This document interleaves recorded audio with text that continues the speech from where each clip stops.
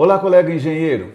Este é o segundo vídeo no qual estamos vendo como é possível, na prática, multiplicar a nossa criatividade técnica para gerar ideias inovadoras de maneira rápida e eficaz. No primeiro vídeo expus as limitações do brainstorming, que é praticamente a única técnica de criatividade utilizada por muitos. Procurei deixar claro qual é a abordagem mais promissora, a qual direcionar o nosso esforço criativo, além de desfazer certos mitos que a gente tem inculcado em nossa mente sobre criatividade. Vimos que para inovar é preciso inventar uma solução, e que uma solução inovadora é aquela que resolve o problema que nos impede de satisfazer uma necessidade relevante para o cliente. Mostramos que a solução só pode ser considerada inovadora se ela elimina pela raiz o conflito técnico oculto por trás da situação inventiva. Compreender isso e atuar nesse sentido é a chave para ser muito mais criativo. Se você perdeu a parte 1, acesse o link na descrição. Neste vídeo eu quero falar sobre alternativas muito mais poderosas que o brainstorming que podem realmente multiplicar a nossa capacidade de inovar. Vou lhe mostrar como identificar, entender e eliminar o conflito técnico subjacente a um problema que o cliente vive. E além do mais, como utilizar certos princípios inventivos super validados na prática para que a sua criatividade técnica atinja níveis muito mais elevados. Então me acompanhe no vídeo completo.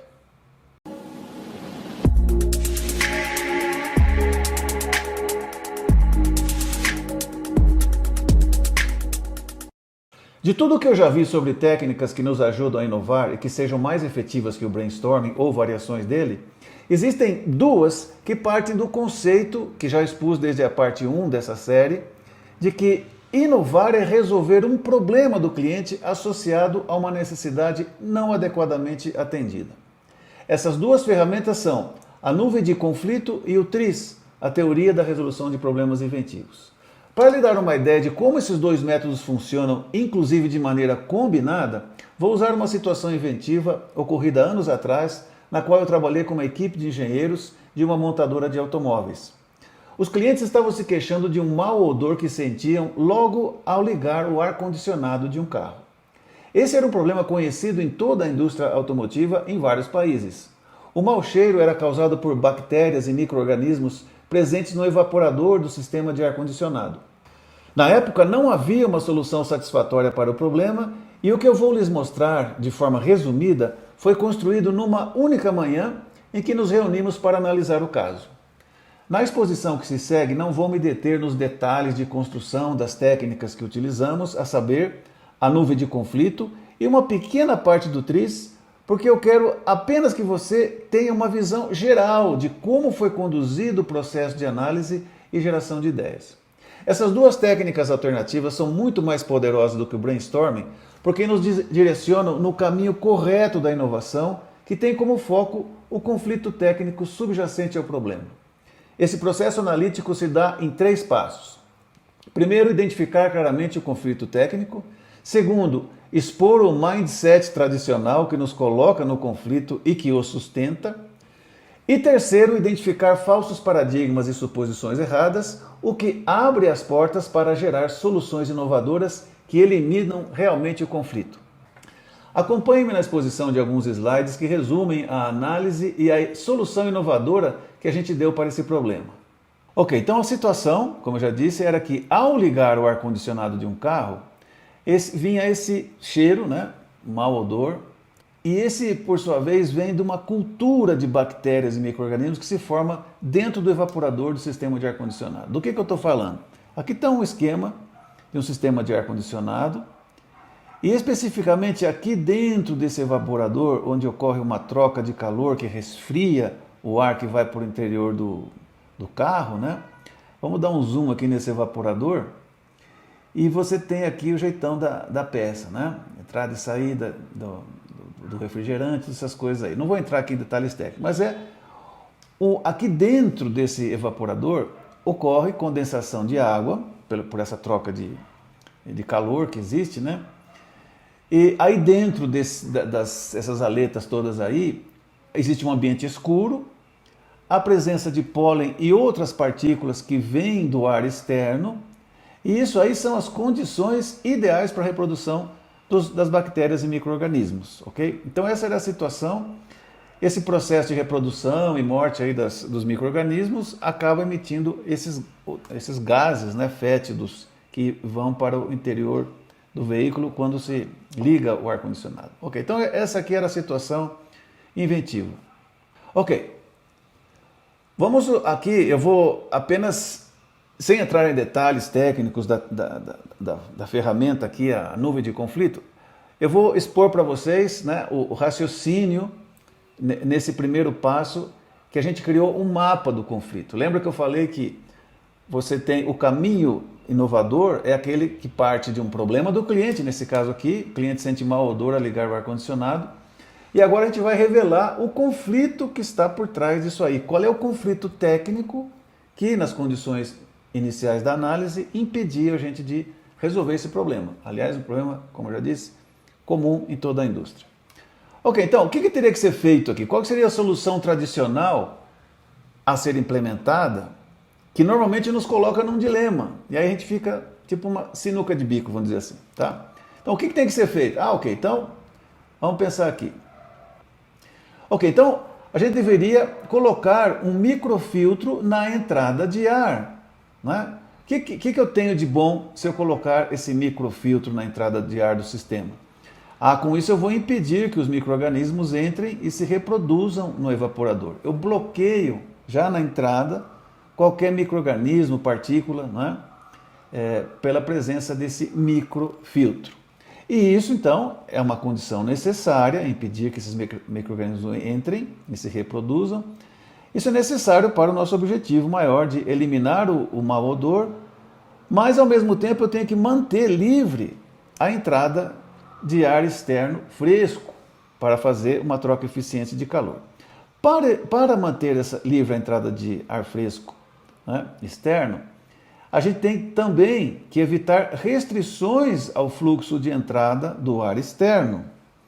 E para que isso aconteça, a gente não deveria colocar um microfiltro na entrada de ar. E aqui é onde nós temos o dilema técnico, o conflito técnico, que são ações opostas que vêm dos dois requisitos que estão competindo aqui para o nosso objetivo final.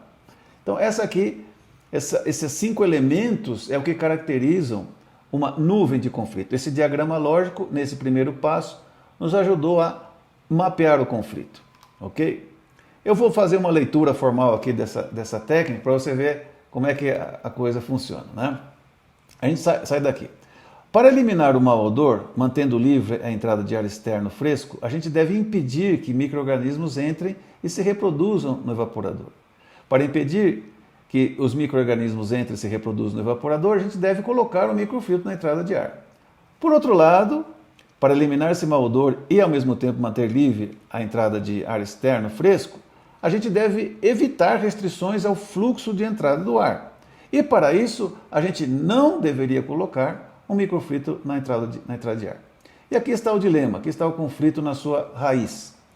Por um lado, devo colocar esse microfiltro e, por outro lado, não devo colocar esse microfiltro. Aí está o conflito. Agora vamos para o segundo passo que essa técnica possibilita. A gente vai expor as premissas ocultas. Porque quando a gente leu a nuvem daquele jeito lá, esse diagrama, por que fez sentido lógico, não é? E nos colocamos nessa situação de conflito. Agora, então, a gente vai expor as formas de pensar, nosso raciocínio técnico aqui no caso, que nos coloca no conflito, ok?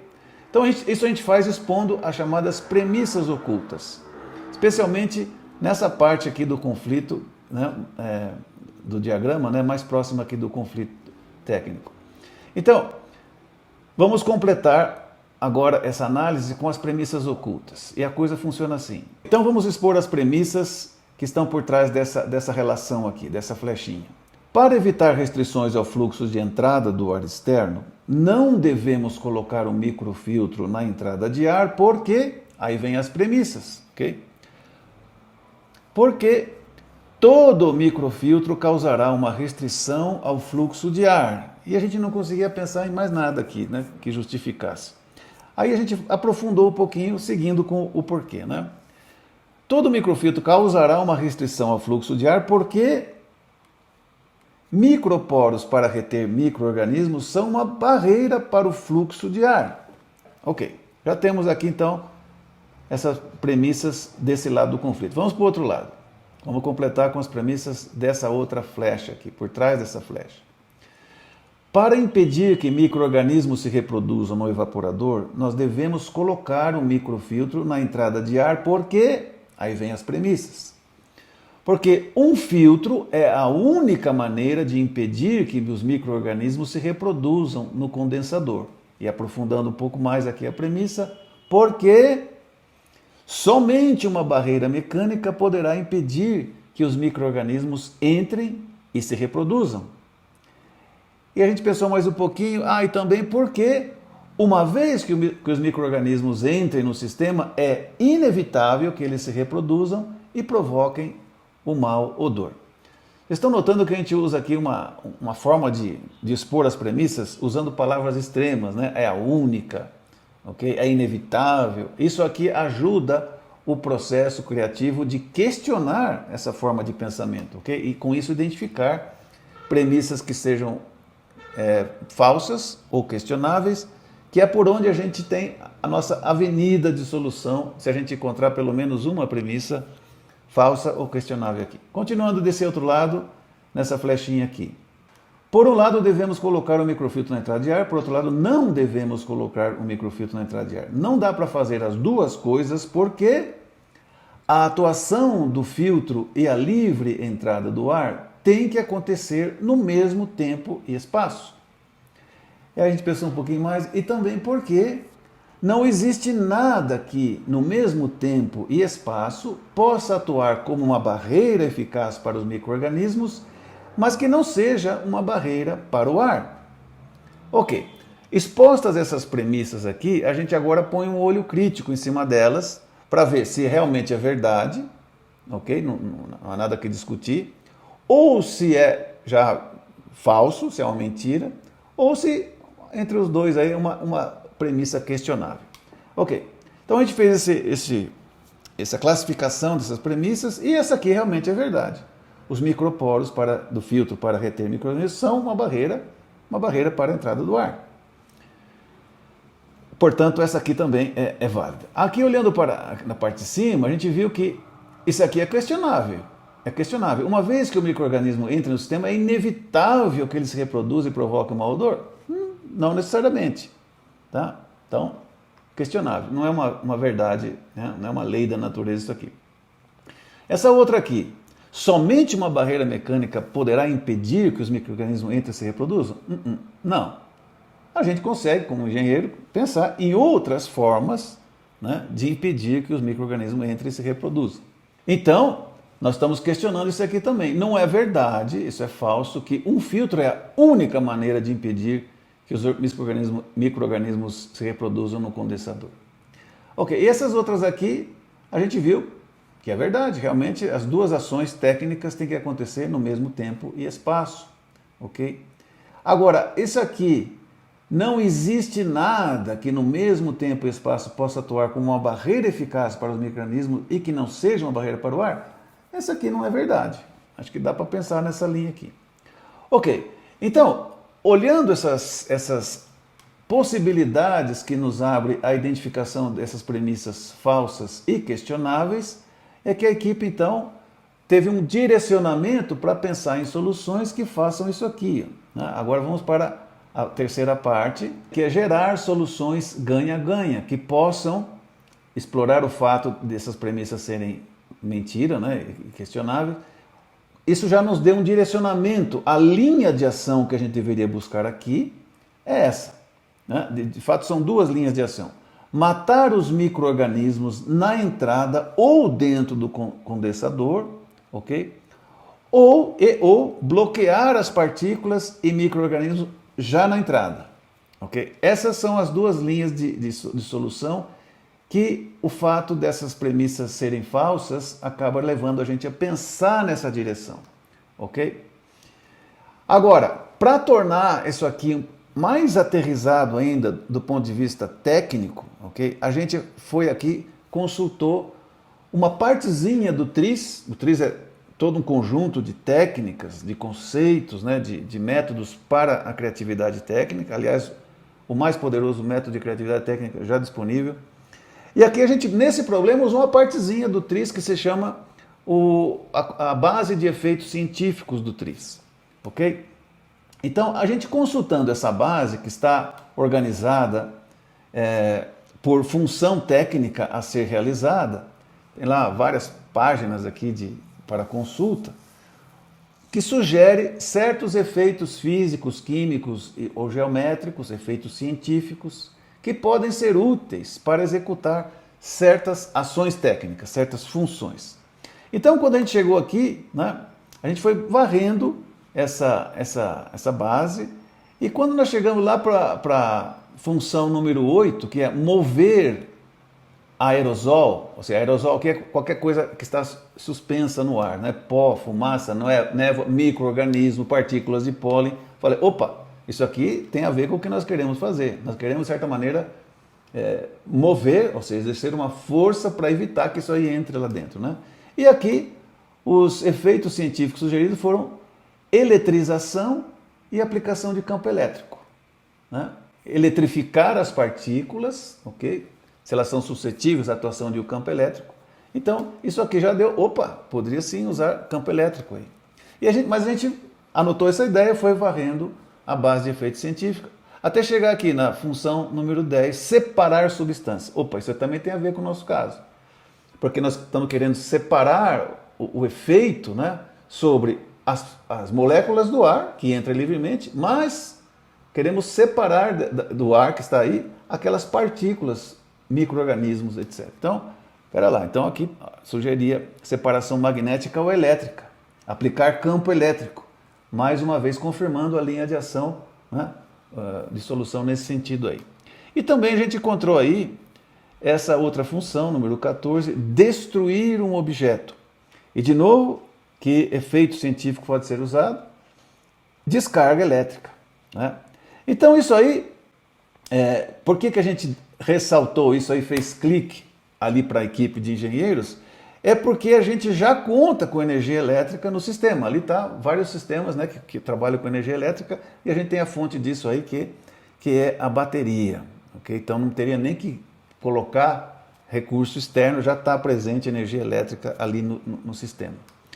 Ok, então agora a gente tem uma visão mais aterrissada, mais clara de como exatamente cumprir aquelas soluções dadas no passo anterior, usando a nuvem de conflito. Voltando então aqui, agora a gente tem a solução que elimina esse conflito aqui pela raiz, é usar campo elétrico para reter partículas. Elas reagem, elas também têm partículas elétricas e reagem então à atuação de um campo elétrico. Isso retém as partículas e também, dependendo da quantidade de potencial elétrico que se coloca ali, também é possível matar, né? Ionizar o ar, matar, dar uma descarga, né? Mais ou menos como a gente vê essas mata-moscas aí funcionando, ok? E isso aqui tem a vantagem de fazer a mágica, de não ser barreira nenhuma para as partículas, para as moléculas do ar, que são neutras, né? Então, resolvido o problema, inclusive uma ideia patenteável. Para que você tenha uma ideia do quão mais efetivo é esse caminho para a inovação, de resolver o problema técnico que nos impede de satisfazer a necessidade do cliente, veja o seguinte: essas soluções que a gente gerou numa única manhã nos levou a superar o trabalho que um grupo de especialistas nos Estados Unidos vinha realizando há meses.